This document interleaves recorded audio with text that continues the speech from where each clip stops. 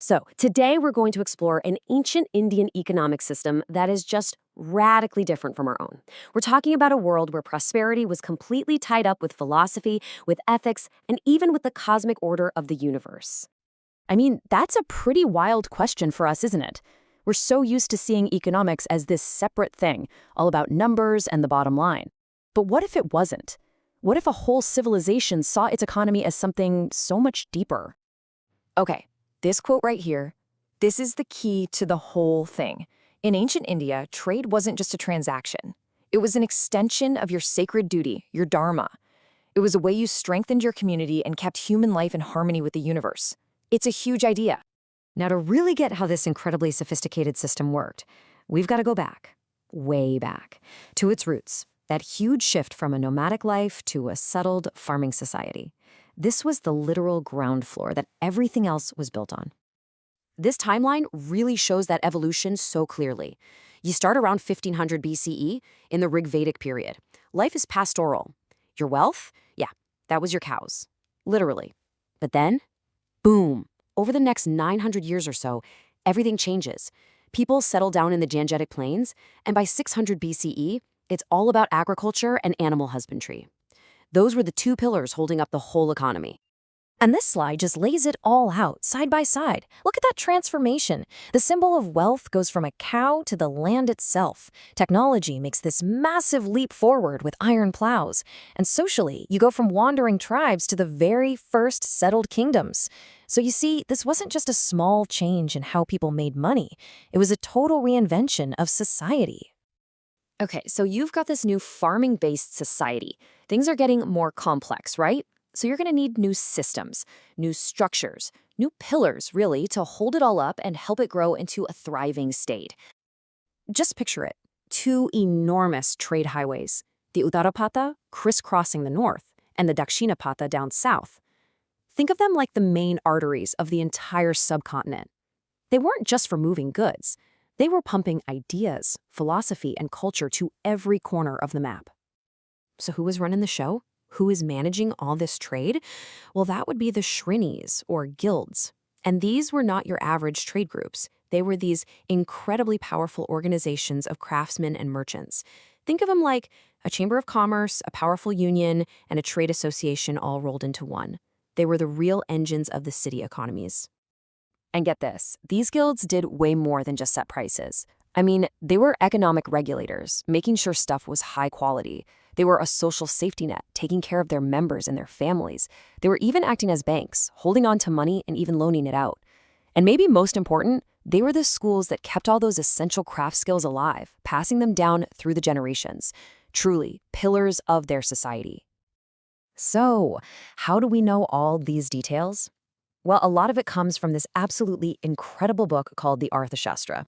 It was written by the master strategist Kautilya, and it's basically the ultimate playbook for how to run a successful and ethical country.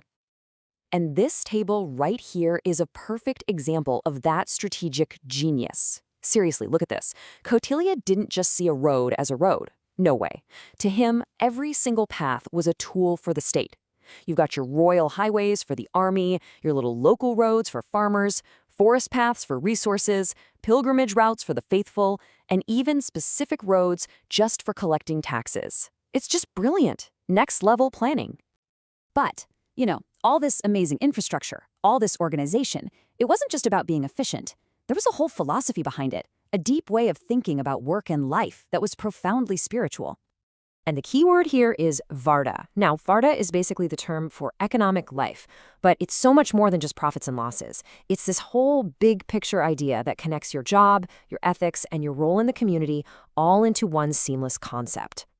So they saw Varta as having three main parts, like a stool with three legs. You've got agriculture, that's the base, then animal husbandry, which supports it, and finally commerce, which moves everything around and distributes the wealth. All three had to work together like one big, smooth-running engine for society. Okay, and here's where things get really, really deep. There's this concept called Aya Sarira, or the acquired body. The belief was that, well, your body, your place in society, your job, none of it was random. It was all something you earned through karma from past lives, giving you the perfect setup to fulfill your purpose in this lifetime. And you see this exact idea pop up in the Bhagavad Gita. Your work, your personal sacred duty, that's your svadharma. And because of this, every single job, whether you are a farmer or a merchant, had real spiritual significance. Your job wasn't just what you did, it was a core part of your cosmic identity. So you've got this amazing, unique system, right? How did it interact with the rest of the world? Well, it sparked this incredible era of global connection, but probably not in the way you're thinking. This wasn't about conquering people. Instead, Indian merchants traveled all across Southeast Asia, and they built relationships, real partnerships. This expansion was built on commerce and culture, not on conquest. It's what we'd call soft power today, and they were absolute masters at it. And just look at what they were trading. Sure, you had the amazing textiles, the spices, all that good stuff, but the biggest exports, they were ideas, powerful philosophies, religions like Hinduism and Buddhism, and even entire blueprints for how to run a government. You can't put a price on that kind of exchange. And this is so important. It wasn't a one-way street. These ideas weren't just forced on people. Instead, the local cultures in Southeast Asia took them, mixed them with their own beliefs and traditions, and created something totally new, vibrant, and unique. It was a genuine conversation between cultures. And the impact of that conversation? It's immense. You can still see it across the region today. The peaceful spread of religion, the use of Sanskrit in royal courts, the adoption of new styles of art and government. We're talking about a legacy that shaped civilizations for centuries. So this quote really brings it all home, doesn't it? The marketplace was sacred. It just perfectly sums up the entire mindset. Every part of the economy, from the place you sold your goods to the person who made them, was seen as part of something bigger, something ethical, something sacred. And I think that's the biggest takeaway here. What we're looking at is a real historical blueprint for an economy that wasn't just about competition or taking what you can get. It shows us that when you guide commerce with strong ethical principles, it can actually bring people together and build bridges instead of walls. Which kind of leaves us with one final question, right? In our own modern, globalized world, with all its debates about corporate responsibility and supply chains, what can we learn from this ancient vision? What wisdom can we take from an economy where your profit and your purpose were one and the same? It definitely gives you something to chew on.